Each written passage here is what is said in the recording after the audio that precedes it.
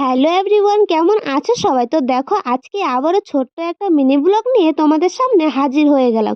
তোমরা হয়তো ভাবছো আমরা কোথায় যাচ্ছি।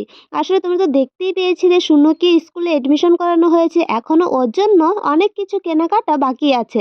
যেমন ধরো 2 জোড়া জুতো লাগবে, স্কার্ট লাগবে, শার্ট লাগবে, তো ওগুলোই একটু আমরা কেনাকাটি করতে গিয়েছিলাম। আর হ্যাঁ, শার্ট আর স্কার্টটা ওটা দোকানে বানানোর জন্য বলে এসেছি, কিন্তু তখন একটুকু ভিডিও করতে আমার মনেই ছিল না, ভুলে গিয়েছিলাম।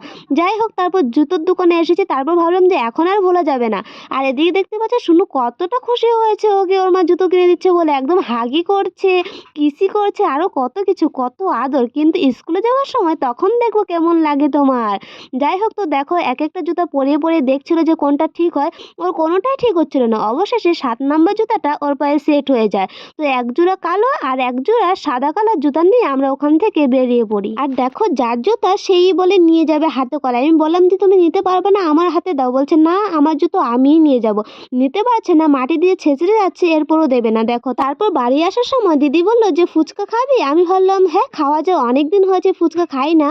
আর এখন যেহেতু ঠান্ডায় এতটাও ইচ্ছে করছিল না, তারপর দিদি বললো যে চল খাই, 10 টাকা করে, বেশি না। তারপর চলে এসেছি ফুচকার দোকানে, যে দেখতে পাচ্ছ এখন ফুচকা খাবো। তবে ভালোই লেগেছে, ঠান্ডার দিন হলেও মানে খারাপ লাগেনি, ভালোই লেগেছে।